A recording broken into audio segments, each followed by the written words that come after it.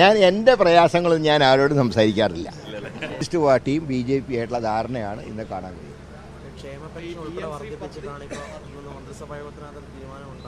തീർച്ചയായിട്ടും ഉണ്ടാവും. കാരണം എന്താ അറിയോ, ഇപ്പം കേന്ദ്രം ആവശ്യമായിട്ടുള്ള കാശ് കൊടുക്കുന്നുണ്ട്. ഇപ്പോൾ രണ്ടുപേരും നല്ല സ്നേഹത്തിലായല്ലോ. ക്ഷേമ പെൻഷൻ കൂട്ടിയതുകൊണ്ട് UDF തോൽക്കുകയാണെങ്കിൽ തോൽക്കട്ടെ എന്ന് കേന്ദ്രം വിചാരിച്ചാണ്. ഇപ്പോൾ കേന്ദ്രത്തിനോട് പരാതി ഉണ്ടാവില്ല. ഇനി ചിലപ്പോൾ കേന്ദ്രം കൊടുക്കും കാശ് ഇഷ്ടം പോലെ.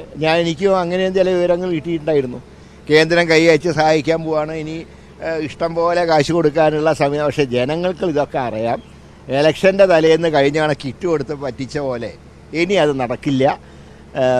ഒരിക്കൽ ചക്ക വീണ് മൊയിൽ ചെത്തുമെന്ന് വിചാരിച്ചിട്ട് എന്നും ചക്ക വീഴാൻ പോകുന്നില്ല. ഇനി വീണാലും മൊയിൽ ചാവാനും പോകുന്നില്ല. അല്ല, അതിൽ ഒന്നുകിൽ അവരവരുടെ നിലപാട് തിരുത്തണം. കോൺഗ്രസിൻ്റെ ഒരു നിലപാട് ദേശീയ വിദ്യാഭ്യാസ നയം സംസ്ഥാനങ്ങളിൽ നടപ്പാക്കേണ്ട കാര്യമില്ല. കാരണം ഇവർ ചരിത്രം വളച്ചൊടിക്കുക. ഇപ്പോൾ വിദ്യാഭ്യാസ പദ്ധതിയിൽ മുഗൾ രാജവംശം ഭരിച്ച കാലം കൊണ്ട് വെട്ടിമാറ്റുകയാണ്. അങ്ങനെയാണെങ്കിൽ കുട്ടികൾക്ക് ചരിത്രം മനസ്സിലാക്കാൻ പറ്റും. ഇനി ഫണ്ട് വാങ്ങുകയാണെങ്കിൽ നിബന്ധനകൾ മുന്നോട്ട് വയ്ക്കണം. ഒരിക്കലും ഞങ്ങളുടെ വിദ്യാഭ്യാസ പരിഷ്കാരത്തിൽ നിങ്ങൾ ഇടപെടില്ല എന്ന് പറയാൻ കഴിയുന്നുണ്ടോ? അത് പറയണം. അല്ലെങ്കിൽ ഇപ്പോൾ മുഗൾ രാജവംശത്തിൻ്റെ ഭരണം പഠിപ്പിക്കാൻ പാടില്ല. സ്വാതന്ത്ര്യ സമരത്തിൽ RSSനെ കുറിച്ചൊന്നും പറയാൻ പാടില്ല. ഗാന്ധിയെ കൊന്നതിനെ കുറിച്ച് പറയാൻ പാടില്ല. അങ്ങനെയൊക്കെ പറഞ്ഞ കാര്യം നടക്കൂ. ഇപ്പോൾ കാശ് കിട്ടാൻ വേണ്ടി എന്തും പറയാം. ഞങ്ങൾ കൊടുത്തിട്ടുള്ള നിർദ്ദേശം പാഠ്യപദ്ധതിനെ തൊടാൻ സമ്മതിക്കരുത്. അങ്ങനെ തൊട്ട് കഴിഞ്ഞാൽ അത് പാർട്ടിയുടെ നിലപാടുണ്ടാവും, പാർട്ടിയുടെ നയം ഉണ്ടാവും. ഇവിടെ ശ്രദ്ധിക്കേണ്ടത് അങ്ങനെ കാര്യം വരാൻ നട്ടലുണ്ടോ മുഖ്യമന്ത്രിക്ക്? ഞങ്ങളുടെ മുഖ്യമന്ത്രിയോട് പറഞ്ഞിട്ടുള്ളത് നിങ്ങളുടെ പാഠ്യപദ്ധതിയിൽ തലയിടാൻ കേന്ദ്രത്തിന് അനുവദിക്കരുത്. അതല്ലാതെ കേന്ദ്രം പറയുന്ന പോലെ കുട്ടികളെ പഠിപ്പിക്കാൻ കോൺഗ്രസ് ഭരിക്കുന്ന സംസ്ഥാനങ്ങൾ തയ്യാറില്ല.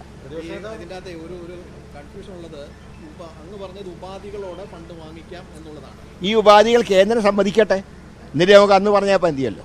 അത് കേന്ദ്രം സമ്മതിച്ചാൽ നമുക്ക് അന്ന് ആലോചിക്കാം. ഇപ്പോഴത്തെ നിലയ്ക്ക് അത് അംഗീകരിക്കാൻ കഴിയില്ല. അല്ല, ഇത് പറഞ്ഞ് ഈ കണ്ടീഷനാണ് പറയുന്നത്. പാഠ്യപദ്ധതിയിൽ നമ്മുടെ കാര്യത്തിൽ ഇടപെടില്ല എന്ന് പറയട്ടെ കേന്ദ്രം. ഞങ്ങൾ കോൺഗ്രസ് മുഖ്യമന്ത്രിമാർക്ക് കൊടുത്തുള്ള നിർദ്ദേശം അതാണ്. ഒരിക്കലും സംസ്ഥാനത്തിൻ്റെ പാഠ്യപദ്ധതിയിൽ കേന്ദ്രം തലയിടാൻ പാടില്ല. പിന്നെ ദേശീയ നയം എന്ന് പറഞ്ഞാൽ ഇന്ത്യയുടെ നയത്തിൽ ആർക്കും വിരോധമൊന്നും ഇല്ലല്ലോ. നേരെ മറിച്ച് ചരിത്രത്തിന് വളച്ചൊടിക്കാൻ പാടില്ല.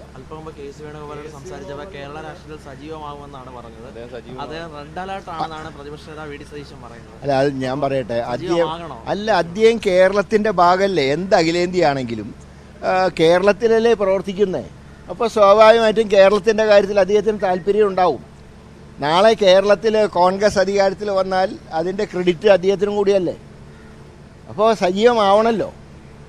പക്ഷേ ഒരിക്കലും അദ്ദേഹം പാർട്ടിയുടെ ആഭ്യന്തര കാര്യങ്ങളിൽ അദ്ദേഹം തലയിടാറില്ല.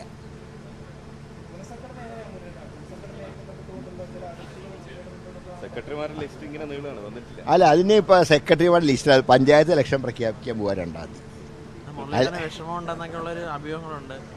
എൻ്റെ വിഷമം നിങ്ങൾ ഉണ്ടാക്കിയല്ലോ. എൻ്റെ പ്രയാസങ്ങളും ഞാൻ ആരോടും സംസാരിക്കാറില്ല.